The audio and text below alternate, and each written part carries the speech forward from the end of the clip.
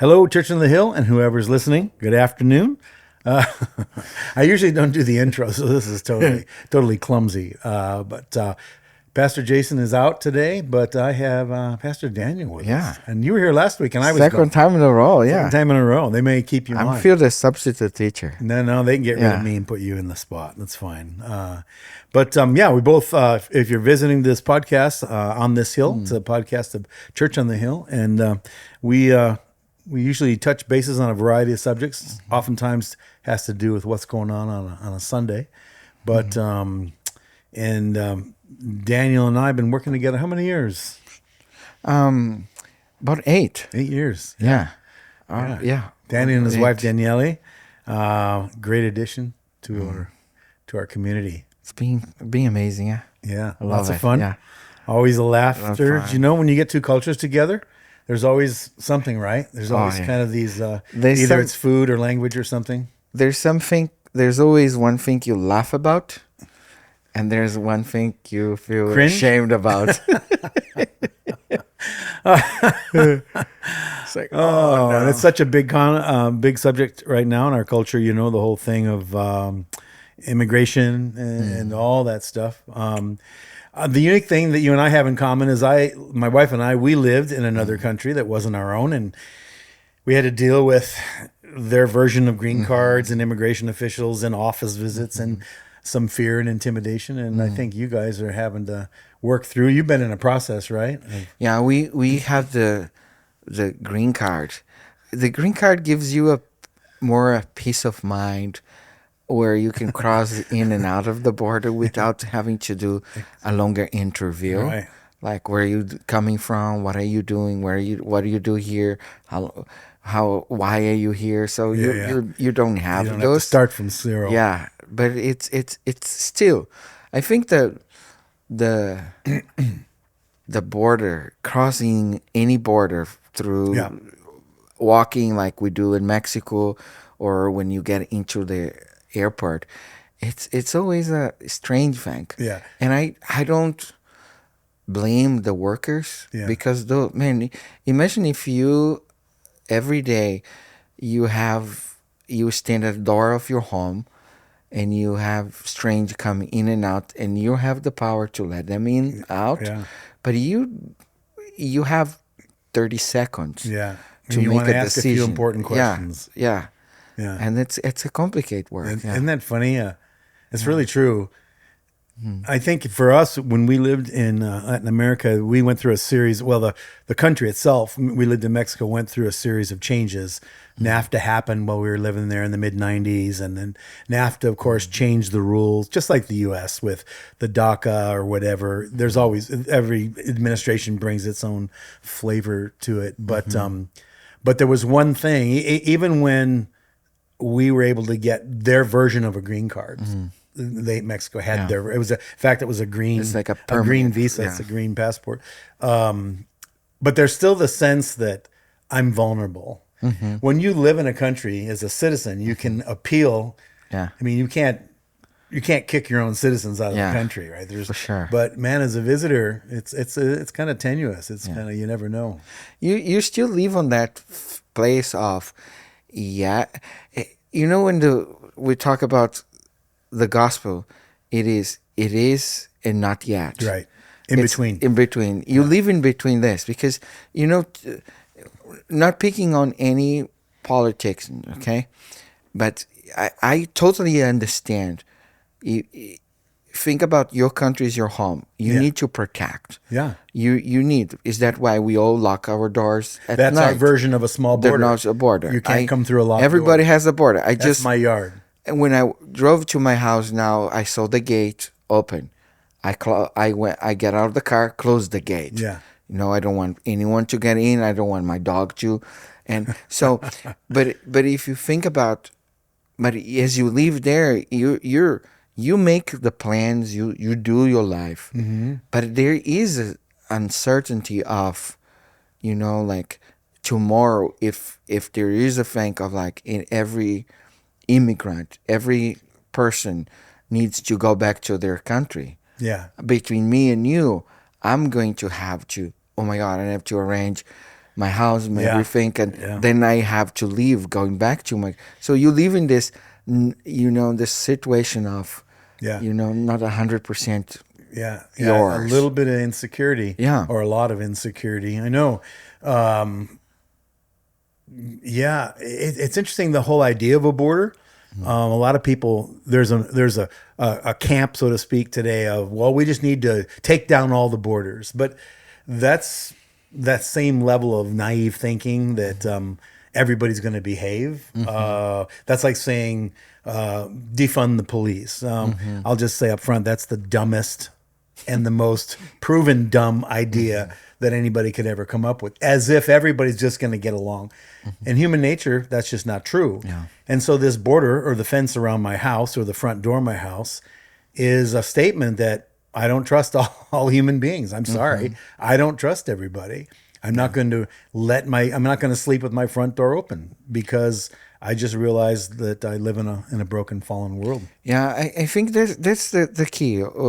If you think about the idea of, if everybody was healthy Yeah, and honest and honest kind. and kind and that would be the easy way, but you have to deal with the fallen of man and the lack of self government. Yeah. And then where do we have, like this morning we were in this place of the courthouse for a traffic situation, and I saw a person in front of me being judged by the judge, and it was 110 miles per hour into a 65. But that wasn't you. No, it wasn't me. Okay, good. No, it wasn't me. I'm kidding. I'm the guy You're who the people very honk. conservative. Yeah, because they're, like, again, being a foreigner, like, I don't know how far doing something, breaking the law can take me. Yeah. So I am going to go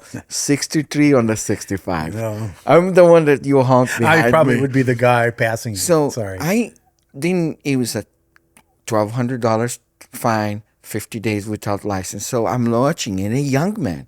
And me and my wife, we were talking about, if maybe a lack of self-government. Yeah, absolutely. Now the government is telling him how to self-control his life. That's right. I think he's going to think next time, Yeah. I'm going to drive slow. So that's where we're talking about the government is there because not everybody will follow the rule. Yeah. Then I have to have a border patrol. Yeah. Because I have to have law enforcement. Yeah, the law enforcement.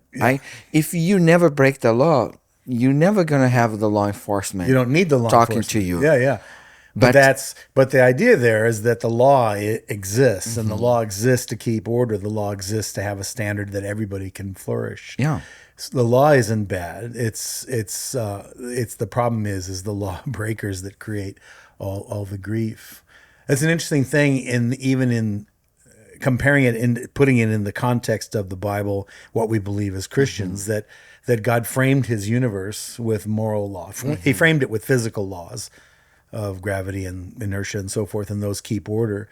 But his moral laws, aka the Ten Commandments, those are there to keep order, not to restrict us, but to actually help us to flourish. So we don't kill each other, we don't destroy each other. Yeah, because it is not about God who will be keeping us in control.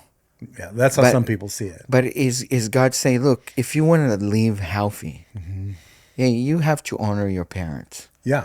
If you want to be healthy, do not covet things from other people. Yeah, don't steal stuff. Don't steal kill stuff. people. Don't lie. So if you look at the Ten Commandments, the idea of God, he's not refraining you to do anything good. He's just going to say, hey, your nature is going to tend to do evil. Yeah. And it's like the guardrail on the road. I never complain the guardrail is on the cliff. It's bad. Yeah. I'm glad those that's things there. I hope it's safe to, in case something happens, it's gonna hold. So it is just a way of keep us healthy. If everybody is healthy, then we make health decisions and it's a problem. Like it doesn't change the heart. Is that why even in the Old Testament, God many times talks about he wants to change the heart of the people. I will take your heart of stone and give you a heart of flesh. It's like, because the laws is not going to change you if your heart doesn't change. Yeah. If my heart is bent on selfishness, I want to do what I want to do when I want to do it, I'm inevitably I'm going to trample on someone else's freedom or trample on someone else's life. I want the radio that's in your car. I want your wife. I want your stuff. And I just think, in my opinion, that's one of the most beautiful indicators that the gospel is true. Because if you take all that out, like, again, a certain maybe camp of people today that say, well, we shouldn't have any laws or borders or law enforcement.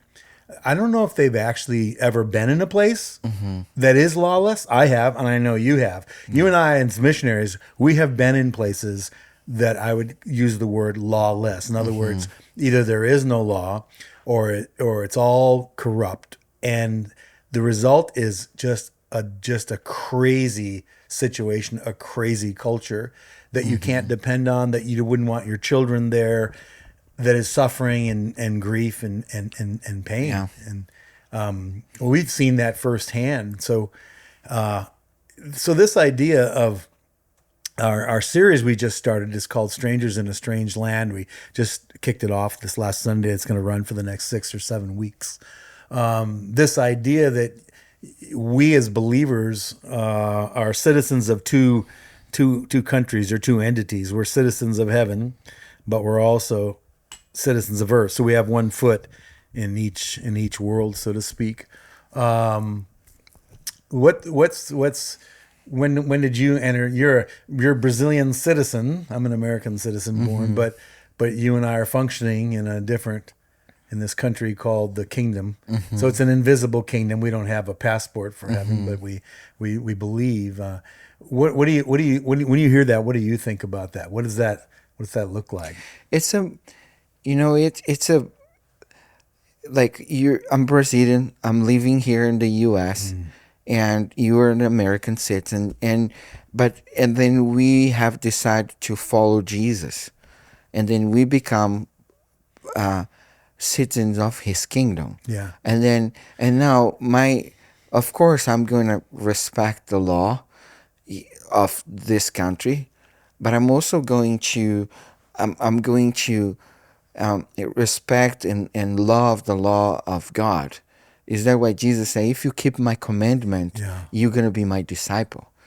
So by applying, and that's what I think's interesting, is by me applying my citizenship from heaven, I am a better citizen. I would be a better, if I'm in Brazil, if I'm here in America. There's no, it's the competition. It's not with the American culture. The competition with the gospel and would be with the things that is against the gospel. Yeah. That citizenship. Like, it would be almost the same as, like in Brazil, when I'm driving, and here you guys call the California stop, the stop sign. I don't need to, that's the reason we were at the courthouse. So you slow down. And actually, I'm going to throw my wife under the bus. It was my wife, not me. So, you slow down and then don't see cars, you go. Here you stop. So it is a simple thing. Yeah. That the two cultures. Right. And, and that is a simple, but it's still applied. It's the same as the laws of God. Jesus, keep my commandment. It's a forgiven. If I apply the law of the heaven, that is, when someone offended me, I forgive them, and then I'm going to live in a forgive, because maybe the law around us will say, no, it's your right. Yeah, and you have a right to be angry. And of course I have the right to be angry, but when I decide to follow Jesus, I assume the new citizenship. I yield to a higher law. Yield. There was a friend of ours, the police stopped him, a Brazilian guy, and because of the stop. And that's what he said. In Brazil, we don't need to stop. Yeah. The police officers say, but you are here in the U.S. and here you have to stop. Yeah. So then by applying this, I become a better person. Yeah. So I think that's the thing, like strange, and we always gonna be strange by following Jesus. Remember Paul said, "Do not conform to the world." Like as a Christian, it, like the way you treat someone, the person will feel like I was in the cashier to getting my things passed on. It took time. The person at the front of me yelled at them, got angry. And then I come in and I say, hey, how's your day? I know it's not going well. And talk to the person. The person say to me, why you treat me different? You are in the same line and I hold you like the person in front of you. Yeah. Then it's like, because I'm not a citizen from this world. Yeah. We are from another world where Jesus is teaching us to be kind and human. So here's a question, I think that maybe people ask or wonder about. So how does being a citizen of heaven, how should that, if I'm a true and authentic, genuine citizen of heaven, should I then be the best citizen of my country that there could be? You know what I'm saying? What's the connection there? Like, here's a statement. I'll put it in a statement form. Man, if you're a true citizen of heaven, then you should be the best citizen of the United States that we could find. You know what I'm saying? Does that make sense? And why would that be? What's the connection? What's the correlation there? Even though I live in a flawed country, the United States is a great country. Brazil is a wonderful country, but you and I both know that it's full of flaws. That it's flawed in politics. It's flawed in finances. It's flawed culturally, and that's because of. I would say straight out, it's because of sin, because there's sinful people in politics, there's sinful, broken people in finance, there's sinful, broken people all around me in the neighborhood. Yeah. So how do I make those two citizenship things? Here's one example I learned. In the U.S., the most celebrate holiday is the 4th of July. Yeah. Is the celebration of independence. And then with that, you hear from these small kids growing up, it's like, I'm independent. You don't tell me what to do. And We celebrate that. we celebrate this. And there's a good. One day I was at the airport. A lady did not want to answer my question. And I played the American card. I say, hey, it's my right to know. And she did. I was like, it works. That's good. That's good. It You're works. learning. I'm going to start telling you it's my right. Yeah. But then on the other part, it's like, I understand. Then on the other part is, Jesus come in and he laid out his life. And Jesus says, if you want to find your life, you lose it. So then I'm not independent. And see, American has the celebration of the 4th of July that no one is colonizing us. Yeah. So there's no understanding of a kingdom coming in and tell you what to do. So Jesus come in, and English is my second language, so I can say words that I mean a different one. He kind of colonized us. Yeah. In the sense of, hey, I'm bringing you a new kingdom. Yeah. And I'm the king of that kingdom. I'm the king. I'm The not colonization before, like Brazil, Portugal came in, killed a lot of people, the war.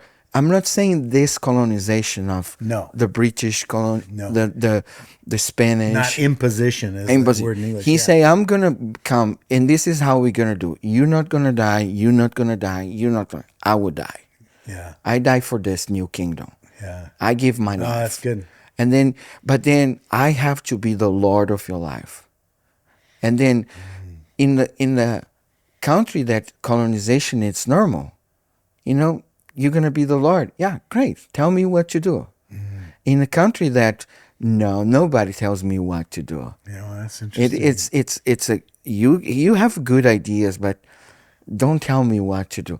Is that why you will talk to people and they will give parts of their life and then you say, you sleeping with your girlfriend. Oh, this is my private life. Don't tell me what to do here. Yeah. And then you're like, wait, is Jesus not the Lord of this? Oh yeah, I go to church. I love to give money. I love to, but then that's the difference. Like, hey, you don't deny your citizenship.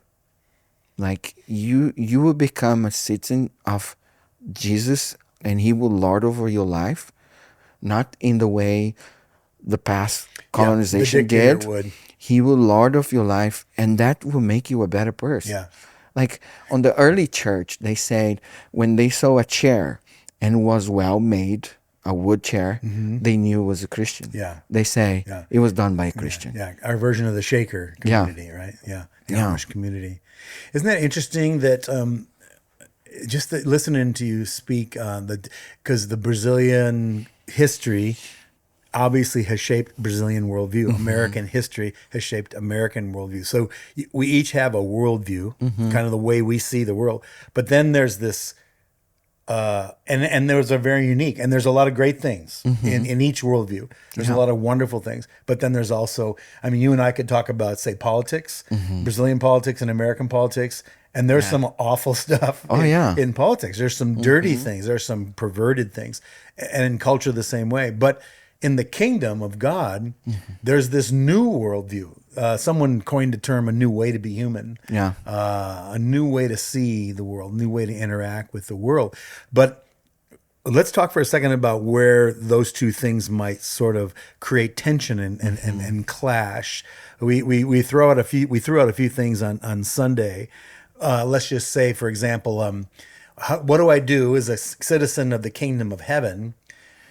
And the world I'm living in, the citizen of the U.S. says, I have a right to vote, and I think a responsibility to vote. Like, the reason I say this is I'm shocked. This is free, folks.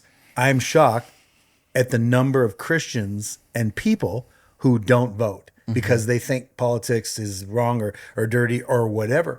But then we get awful policies and we get real not so good politicians and we complain about it. And so if we don't vote, and I'm not saying that vote fixes everything, but we have a responsibility. But what do I do as a citizen of heaven when I have two people I get to choose from, and one of them is, I know for sure that's not a good idea, but this person isn't the best idea, but they're not a great idea either. Like two individuals, you know. So what do I do in a situation where I'm a citizen of the kingdom and I'm a citizen of the city in the state of Oregon, and I should vote, but you know, it's not black and white. It's not clear.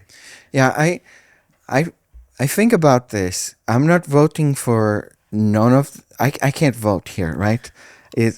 But if I would vote, at first I'm not voting none of the two to be the senior pastor in my church. Yeah. Because we sometimes we think about, oh, but he did this, or she did this, or he did this. Yeah. And then we're like, okay, we're not voting for a pastor.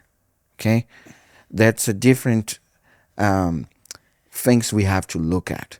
But we have to look at like, hey, this is what I believe is God. And between the two of you, let's say I believe 10 things I believe about God. Yeah. And you, on this corner, you do 2 out of 10. And you do 5 out of 10. I think then it's an easy choice. Yeah. I'm not saying you're going to be a 10 out of 10. You know, we would never found, you know, in Brazil they say, you know when the politician is lying? When his lips is moving. That's an international joke. You know, but I know, like, hey, you know, the church needs to wake up for one thing. I heard this and it changed my perspective. We have to stop being against things. Yeah. We are Just pro. be identified for what we're against. Yeah, we are pro. Like if I'm gonna vote and you are pro-life and you are pro-abortion, I'm not against you that likes abortion. I'm not against you, but I'm pro-life. Yeah. Right. Yeah. And it's easy vote. Yeah. I'm gonna go with you because I understand what are you gonna do. But I because you did this thing wrong. I'm gonna go with it. But like I told someone this morning that's easy vote. I'm thinking about 5 million babies, Yeah. and and I will step for those. So because you see, there's moments in the Bible like God called some of the kings my anointed one. Yeah. And I'm not saying, remember, not for church, Yeah. but But to lead the for to country. lead the country, to do his purpose, and to continue to do the, like at the end of the day, I trust God. But I would love to trust God with people who make good decisions Yeah. than to trust God with people who had bad decisions. Yeah. Like Yeah.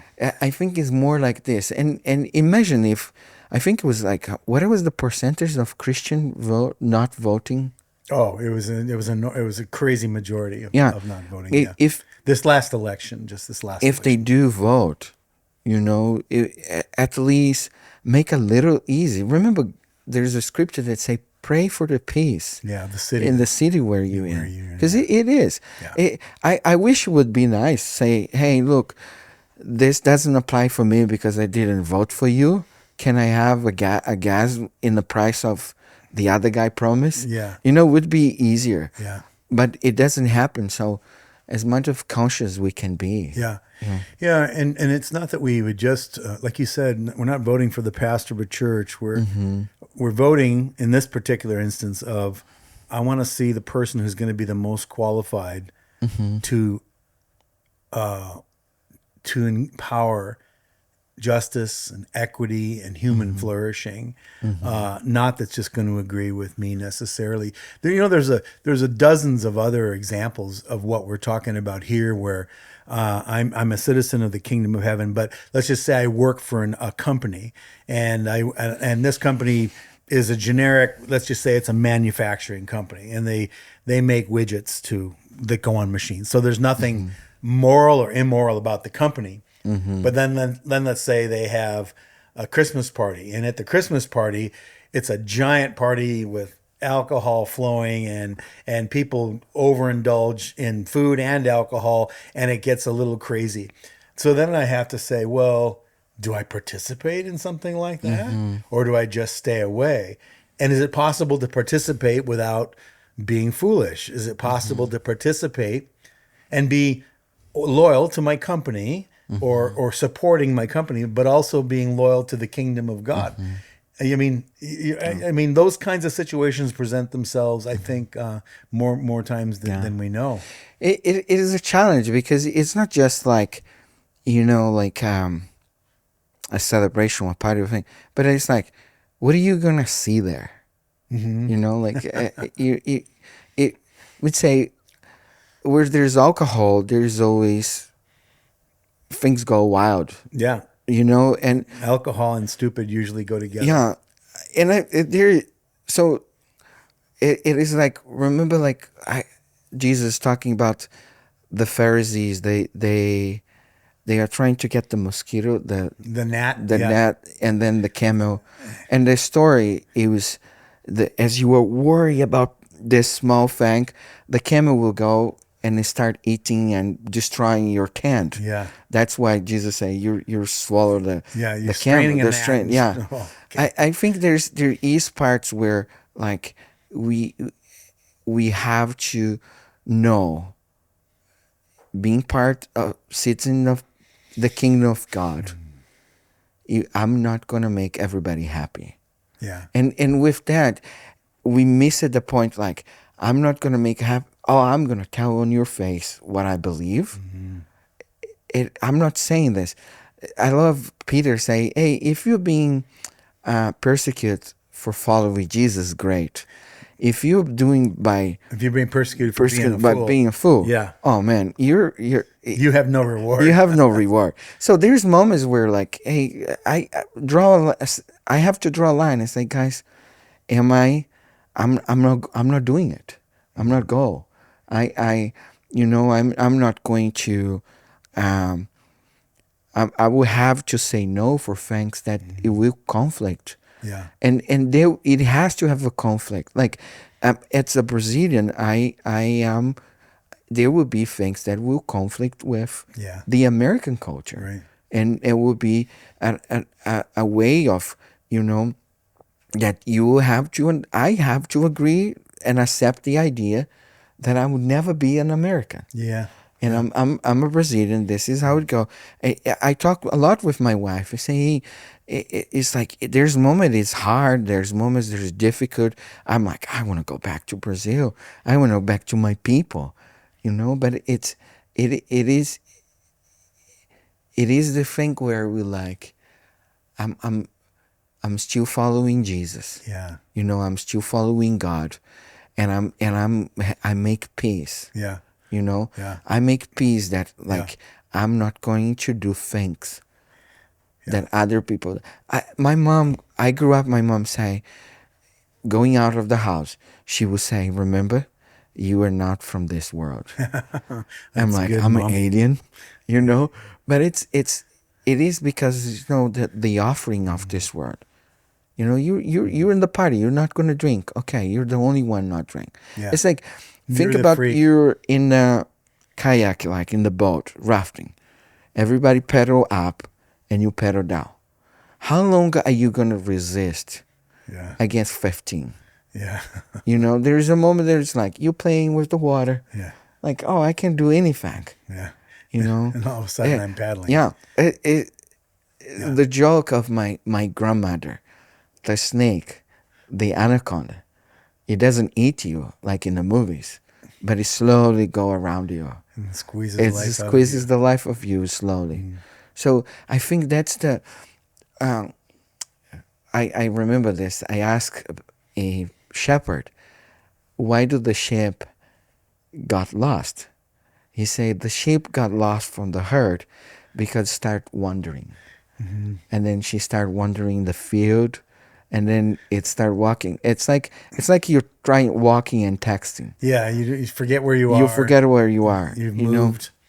You wonder. So there is things of this world as a Christian. You have to make sure I can't wander. Yeah. I have to pay attention. I have to pay attention.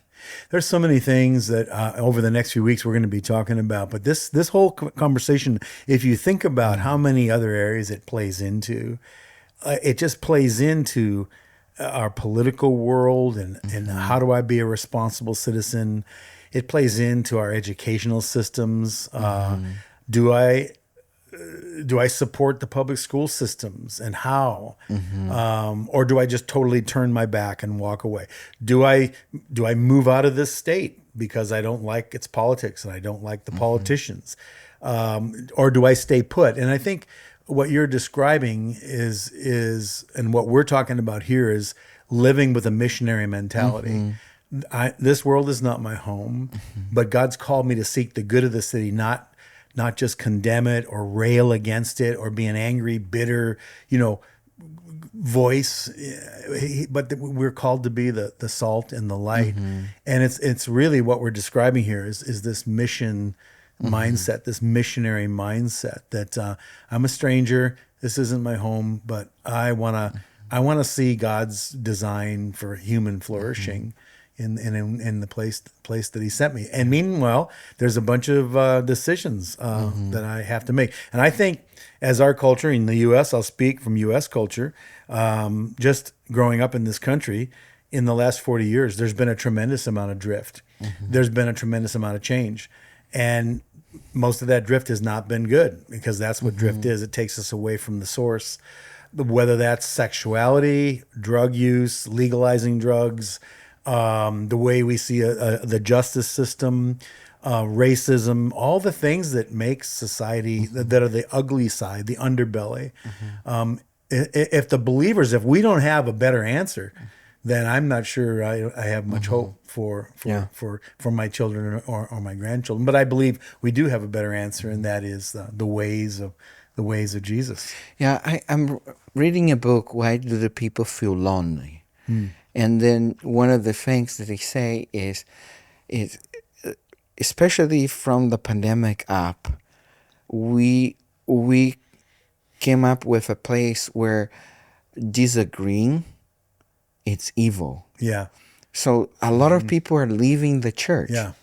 You're a hater if you don't agree with me. Yeah, kind of a thing. because I have a group of friends that doesn't go, that is not church going. That's the expression. I'm a church going. It's not a follower of Jesus. I'm a church goer. Culture. And then because I don't want to disagree with my friends, I stop going to church. Yeah. And then by stopping going to church, I'm start conforming myself into the world around me. You know, it's a shape.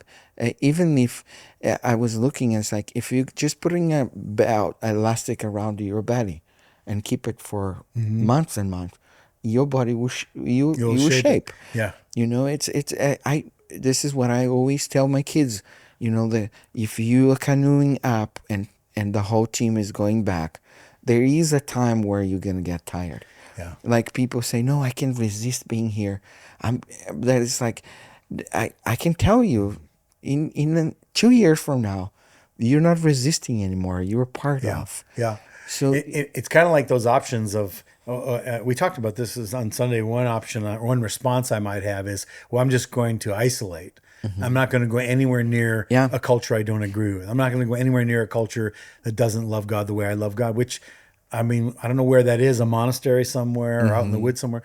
But the other error on the other side is assimilation, where I totally give up my other citizenship and I become just like you. But somewhere in the middle is the Jesus way. And you know what it's encouraging about all this is that Jesus understood this perfectly, because he came into a world and he had a Jewish heritage. Yeah. He more than likely, most likely, was a darker skinned. He had features that were Jewish features. He lived in a Roman. He lived in a country that was being colonized, if you will, by Rome. And so he gets that. And and on top of it all, he was God made flesh. So he really understood the two kingdoms better than we could ever imagine. Yeah. And that's the God that calls us to follow. And you, if you say Jesus, he was so many times, he was like, hey, you heard this, but I will say you do this way. Yeah. You have heard that, like, it's eye for an eye. And then Jesus is like, hey, you do this. Like, if they ask you to walk a mile, you walk the 2 mile. So it's Jesus. But Jesus is not just telling us to be good. Yeah. It's not about nice just people. be nice people. Yeah. We have to come to a point of being a disciple of Jesus. Yeah. And the salt. And the the light. salt and the light. And then I would learn with Jesus to become a salt. Yeah. You know, because there's this still like on. I noticed this. If Christians, we can become very judgmental too. Oh, yeah. And remember the disciples that Jesus is like, he has to calm them down, because they say, let's burn everything. Yeah. You know, we don't want to burn down. We don't want fire to come from heaven. But I'm going to move to a more Christian state, because I can't stand this. Yeah. And instead of like, God, what do you want? It's like it's like you say, be a missionary, but it changes our perspective if you think about not just us, but the other people that is not following Jesus now. Yeah. That maybe we can't stand them. Jesus has died for them Yeah. too. Yeah. You know, there's a price tag on that person that Jesus paid for them. Jesus, because this was the religious people in Jesus' time. Jesus has not convinced, but showing them, say, hey, I know you know me, but you're using this in the wrong way by being judgmental from people. Look at me. This is how I do. I'm gonna eat with this tax collector. Yeah. I'm going to talk to this prostitute. I'm gonna let the woman who has a blood issue touch me. Yeah. And because this is the king. This is the new I've kingdom. come to seek and to save the lost. Yeah, this it doesn't is the matter kingdom. the label that culture has put on them or society has put on them.